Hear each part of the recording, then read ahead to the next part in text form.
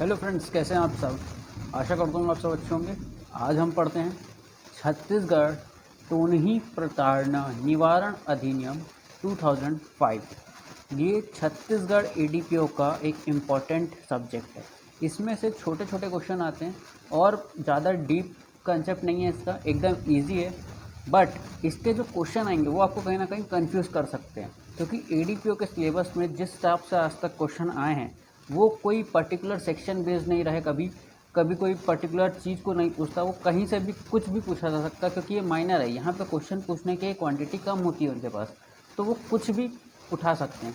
जैसे कि act number 17 of 2005, कई बार यही क्वेश्चन बन जाता है कि छत्तीसगढ़ टोनी प्रताड़ना निवारण अधिनियम कौन से एक्ट नंबर का है। एक्ट नंबर 19 आता है, 16 आता है, 17 आता है, तो आपको यहाँ पे लगाना है एक्ट नंबर 17 ऑफ 2005। ये छोटी छोटी चीज़ों को भी आपको याद करना होगा छत्तीसगढ़ एडीपीओ के लिए। तो छत्तीसगढ़ टोनी प्रताड़ना निवारण अधिनियम में ये है एक्ट नंबर 17 ऑफ 2005। अब इसको गवर्नर से एसेंट कब मिला, तो गवर्नर से एसेंट मिला है 26 सितंबर 2005 को। 26 सितंबर 2005 को गवर्नर ने एसेंट दिया। उसके बाद इसको राजपत्र में प्रकाशित किया गया, इसको बोलते हैं इन्फोर्समेंट 30 सितंबर 2005 को। मतलब 26 सितंबर इसका इनेक्टमेंट डेट है, जो कि गवर्नर ने एसेंट दिया। ये क्वेश्चन भी एक बार पूछा जा चुका है। और राजपत्र में कब प्रकाशित हुआ, तो ये हुआ 30 सितंबर 2005 को। अब आते हैं हम सेक्शन नंबर 1 में। सेक्शन नंबर 1 बोलते हैं short title extend and commencement. तो इसका शॉर्ट टाइटल क्या होगा, तो छत्तीसगढ़ टोनी प्रताड़ना निवारण अधिनियम इसका एक्ट नेम होगा। ये होल स्टेट ऑफ छत्तीसगढ़ पे लागू होगा। उसके बाद इसका इन्फोर्समेंट डेट जैसा कि हमने बता दिया 30 सितंबर 2005 है। इसके बाद हम चलते हैं सेक्शन नंबर 2 डेफिनेशन। ये एक इम्पॉर्टेंट पॉइंट है और यहाँ से आपके क्वेश्चन बनेंगे ही बनेंगे। तो डेफिनेशन में प्रोबेबिलिटी ज़्यादा होती है कि कौन से नंबर पे कौन सा डेफिनेशन दिया हुआ है। तो आपको सिंपली याद रखना है कि 2.1 में टोनही के बारे में बताया गया है कि टोनही क्या होता है, कौन कब किसी व्यक्ति को टोनही कहता है। तो यहाँ पे बोला गया है कि mean person indicated by any person और पर्सन, मतलब एक XYZ पर्सन है जो कि किसी के द्वारा, मतलब किसी और पर्सन के द्वारा इस व्यक्ति को टोनी ही बोला जा रहा है, क्योंकि दैट ही विल हार्म, मतलब वो किसी को हार्म पहुंचा सकता है या ऐसे पावर रखता है कि वो किसी को हार्म कर सकता है, या उसका इंटेंशन है to harm any other person और सोसाइटी और एनिमल और living thing by using black magic. मतलब ये ब्लैक मैजिक, एविल आई और कोई अदर मीन्स का यूज़ करके किसी और पर्सन को हार्म कर सकता है। इसीलिए इसको कोई व्यक्ति इंडिकेट कर रहा है एज टोनही। और टोनही के अंदर में कौन कौन और आता है, तो टोनही के और में मतलब और कौन कौन से नाम आते हैं, तो इसमें आ गया डायन, टोनहा और अदर नेम्स। तो ये पूछा जा सकता है कि क्या डायन और, मतलब क्वेश्चन ये आएगा कि टोनी इंक्लूड, तो यहाँ पे आपका आ जाएगा डायन, टोनहा, और या तो ऑप्शन सी आ जाएगा बोथ ए एंड बी, और ऑप्शन डी आ जाएगा नन ऑफ द अबव। तो आपको आंसर लगाना है बोथ ए एंड बी पे, क्योंकि ये दोनों को ही इंक्लूड किया गया है अंडर द डेफिनेशन ऑफ टोनही। इसके बाद चलते हैं हम सेक्शन नंबर 2 के क्लॉज 2 में आइडेंटिफायर। आइडेंटिफायर क्या होता है, तो यहाँ पे जैसे कि अभी मैंने समझाया कि ये पर्सन इस व्यक्ति को टोनही बोल रहा है, तो ये जो पर्सन है उसको बोला जाएगा आइडेंटिफायर। मतलब कोई पर्सन अगर इंडिकेट कर रहा है किसी पर्सन को एज टोनही, या फिर इंड्यूस कर रहा है किसी और पर्सन को कि वो इंडिकेट करे by deed, words, gesture, behavior, help to indicate or knowingly does anything, so thereby on the basis of such indication that person may be harmed or apprehended to be harmed, his security and honor may be adversely affected। मतलब अगर कोई व्यक्ति किसी भी deed, words, मतलब अपने word से बता रहा है कि वो व्यक्ति टोना है, या फिर उसके ऊपर इशारा कर रहा है, या उसके बिहेवियर से पता चल रहा है कि वो सामने वाले को इंडिकेट करना चाह रहा है, तब वो व्यक्ति कहलाएगा इंडिकेटर। इंडिकेटर और आइडेंटिफायर, तो जो इंडिकेट कर रहा है उसको आइडेंटिफायर कहा गया, क्योंकि वो आइडेंटिफाई कर रहा है सामने वाले को एज टोनही। तो यहाँ पे ये आइडेंटिफायर का मतलब हुआ। अब हम तीसरा डेफिनेशन चलते हैं, उसमें बताया गया है ओझा के बारे में। तो हमने पहला देखा कि टोनही क्या होता है, दूसरा देखा आइडेंटिफायर क्या होता है, थर्ड जो इम्पॉर्टेंट डेफिनेशन है वो है ओझा। ये 3 डेफिनेशन आपके इस एक्ट में बहुत इंपॉर्टेंट है। ओझा में बता दिया गया कि कोई ऐसा person he be known by any other name whatsoever means a person who claims, मतलब वो क्लेम कर रहा है, वो ये क्लेम करता है कि उसके पास ऐसे पावर हैं कि वो किसी व्यक्ति को कंट्रोल कर सकता है, क्योर कर सकता है, ट्रीट कर सकता है। टोनही और एनी पर्सन और एनिमल और living thing alleged to be affected by tonhi and make him powerless, मतलब जो टोनही ने जो टोटका किया है किसी भी पर्सन, एनिमल या फिर लिविंग थिंग के ऊपर, उसको वो पावरलेस कर सकता है, ये वो क्लेम करता है। ऐसा व्यक्ति ओझा कहलाता है। इसके पास क्या पावर है कि वो कैसे क्योर कर रहा है, तो बाय झाड़ फूक, टोटका, तंत्र मंत्र और bye any means.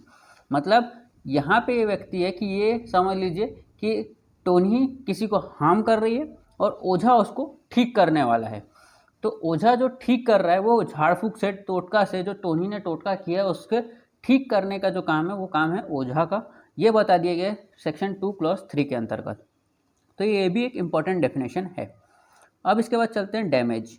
Section 2 clause 4 में बताया डैमेज, जिसमें physical, mental, economic harm and harm to reputation, ये सारे के सारे डैमेज के अंतर्गत आते हैं। अब आ रहे हैं क्लॉज 2 के सेक्शन 2 क्लॉज 5 में, जिसमें कोड की डेफिनेशन बताई है। कोड में जो भी इस एक्ट में कोड वर्ड यूज़ किया गया है उसका मतलब होगा कोड ऑफ क्रिमिनल प्रोसीजर 1973। अब हम चलते हैं सेक्शन नंबर 3 की तरफ। सेक्शन नंबर 3 में बताया गया है act not in derogation of any other law. Act not in derogation of any other law, इसको हम ऐसा समझते हैं कि एक सपोज कर लेते हैं एक टोनी है, उसने किसी पर्सन को हार्म किया। और कैसे हार्म किया कि वो उसको ठीक, मतलब जो टोटका कर रही थी उससे उसको मारा या फिर कुछ और ऐसी चीज़ें की जैसे उसको चोटें आई। तो यहाँ पे इसके ऊपर टोनी प्रताड़ना एक्ट तो लगेगा ही लगेगा, साथ ही साथ इसके ऊपर लगेगा आईपीसी। अगर उसको ग्रीवियस हर्ट या फिर हर्ट होता है तो उसके ऊपर रिलेवेंट धाराएं भी लगेंगी। तो ये सेक्शन 3 इसका ये बोल रहा है कि इस प्रोविजन के जो एक्ट हैं वो इन एडिशन टू अप्लाई होंगे, not in derogation of any other law, मतलब ये किसी और अदर लॉ को डेरोगेट नहीं करेंगे, उनके उस एक्ट के भी एप्लीकेशन होगा और इस एक्ट का भी एप्लीकेशन साथ साथ चलेगा। अब हम देखते हैं सेक्शन नंबर 4 से पनिशमेंट्स। पनिशमेंट्स इसकी बहुत इजी हैं। यहाँ पे हमने अभी जैसा कि डेफिनेशन समझ लिया, डेफिनेशन यानी कि इंपॉर्टेंट पॉइंट था उसको हमने समझ लिया, तो आपको पनिशमेंट इजीली समझ में आ जाएंगे। पनिशमेंट में बता दिया सेक्शन नंबर 4 में कि पनिशमेंट फॉर आइडेंटिफाइंग टोनी।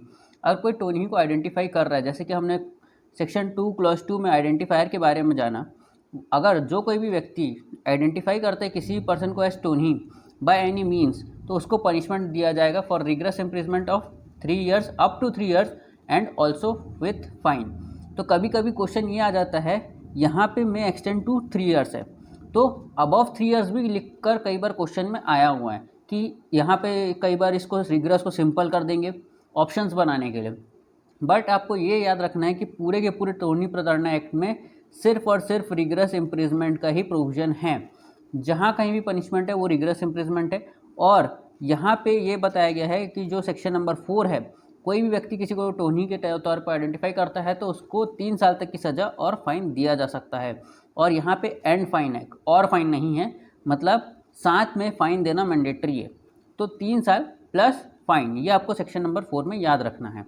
इसके बाद हम चलते हैं, एक इम्पॉर्टेंट केस लॉ है जो कि है सेक्शन नंबर 3 से, कि अगर कोई अब्यूज़ कर रहा है बाय यूजिंग वर्ड टोनी ही, तो उसको बेल ग्रांट कर दिया गया था, क्योंकि document regarding land dispute presented by applicant. तो यहाँ पे एक Pramila by and others versus state का एक केस है, जिसके में ये बात बताया गया कि जो एब्यूजिंग है और यूजिंग वर्ड टोनी में बेल ग्रांट कर दी गई थी, ये है प्रमिला बाई का केस। इसके बाद हम चलते हैं सेक्शन नंबर 5 में। सेक्शन नंबर 5 ये बोलता है पनिशमेंट फॉर हरासमेंट। हरासमेंट में बता दिया गया है कि अगर कोई व्यक्ति कॉज कर रहा है किसी व्यक्ति को फिजिकल या फिर मेंटल हरासमेंट या damage to any person identified by him और एनी पर्सन एज टोनी, मतलब किसी एक्स नाम के पर्सन ने किसी वाई नाम के पर्सन को एज टोनी बोला, ठीक है। तब ये जो है वाई नाम का जो टोनी है, ये क्या कर रहा है, एक्स को किसी टाइप का फिजिकल या मेंटल हार्म कर रहा है या फिर कोई डैमेज कॉज कर रहा है। तो इस व्यक्ति को पनिश किया जाएगा with rigorous imprisonment of may extend to 5 year and fine. यहाँ पे बता दिया गया 5 साल के साथ साथ फाइन भी दिया जाएगा। तो ये है पनिशमेंट फॉर हरासमेंट। अगर कोई व्यक्ति किसी को हरास करता है to any person identified by him और एनी पर्सन एज टोनी। तो ये था सेक्शन नंबर 5। अब हम चलते हैं सेक्शन नंबर 6 की ओर। सेक्शन नंबर 6 में बता दिया गया है पनिशमेंट फॉर एलिज्ड क्यूरिंग, मतलब ओझा का काम है कि वो क्योर कर रहा है।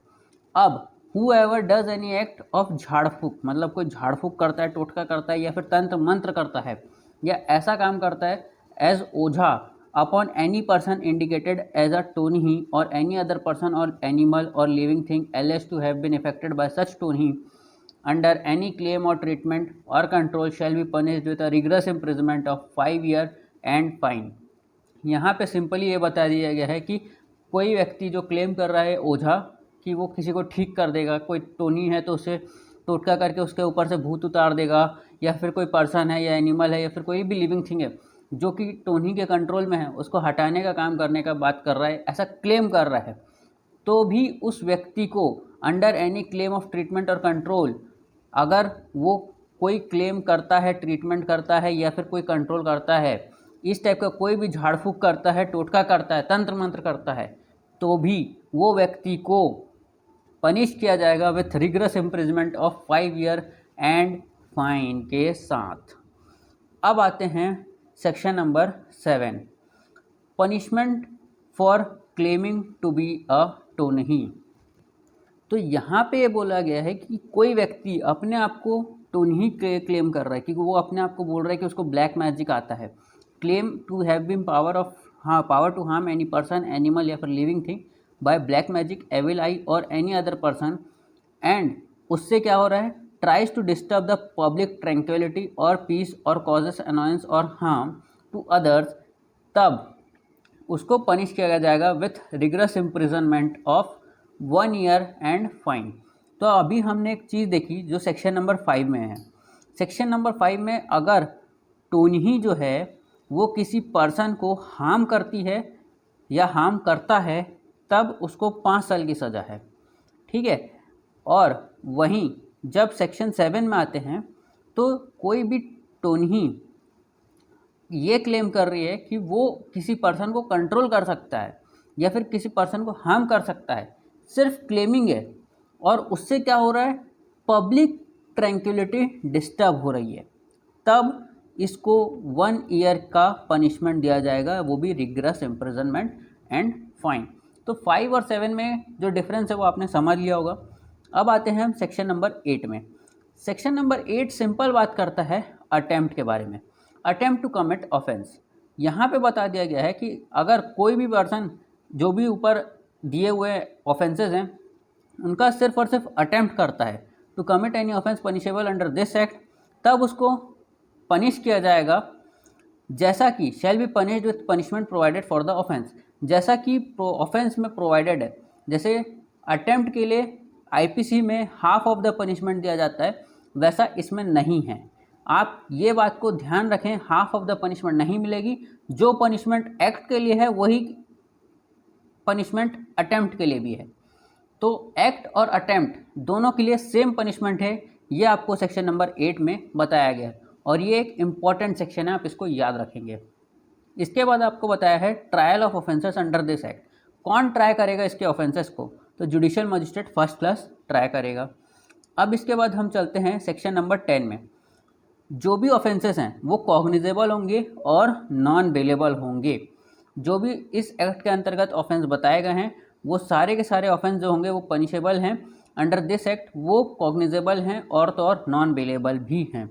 इसके बाद ये बता दिया गया है कि कोई भी पर्सन जिसने जो भी इस एक्ट के अंतर्गत एक्यूज्ड बनाया गया है जिसको, उसको अगर बेल देना है, रिलीज़ करना है बेल में या उसके ओन बॉन्ड पे, मुचलके पे या फिर बेल पे रिलीज़ करना है, तो पहले पब्लिक प्रोसिक्यूटर को अपॉर्चुनिटी दी जाएगी कि पहले पब्लिक प्रोसिक्यूटर को सुना जाएगा, उसके बाद ही ये चीज़ों को डिसाइड किया जाएगा। उसके बिना बेल या फिर ओन बॉन्ड पे नहीं छोड़ा जा सकता इस एक्ट के अंतर्गत। इसके बाद बता दिया गया सेक्शन नंबर 360 जो कि प्रोबेशन ऑफ ऑफेंडर एक्ट की बात करता है, प्रोबेशन की बात करता है, और साथ ही साथ प्रोबेशन ऑफ ऑफेंडर एक्ट 1958, इन दोनों को भी अप्लाई किया जाएगा, क्योंकि यहाँ पे बता दिया गया है कि nothing content in the section 360 और probation of offender act shall apply to a person convicted of an offence under this act unless such person is under 18 year of age. मतलब प्रोबेशन ऑफ ऑफेंडर एक्ट का application तो है, लेकिन तभी है जब वो पर्सन जो एक्यूज्ड है वो 18 साल से कम का है।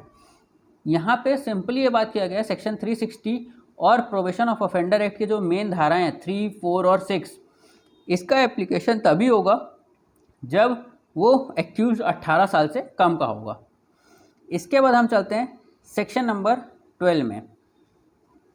सेक्शन नंबर 12 एक सिंपल बात करता है कि matter to be taken into consideration for fixing fine. जब भी इस ऑफेंस के अंतर्गत अगर किसी को कन्विक्शन किया जा रहा है तब उसको सेक्शन 4, 5, 6 के अंतर्गत जो कन्विक्शन दिया गया है उसमें फाइन के साथ साथ शैल टेक इनटू कंसिडरेशन, उसको ये देखना होगा कि क्या फिजिकल और मेंटल डैमेज उस विक्टिम को हुआ है और क्या उसका कॉस्ट ऑफ ट्रीटमेंट आया है, उसके हिसाब से उसको फाइन इम्पोज करते टाइम कंपनसेशन भी दिया जा सकता है।